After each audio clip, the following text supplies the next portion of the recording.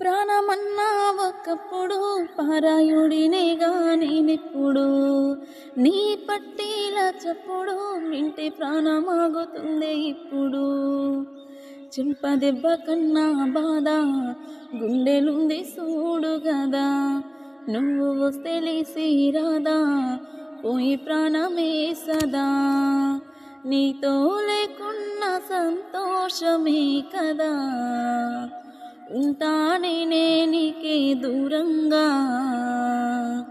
అనుకోలేదే అవుతానని భారంగా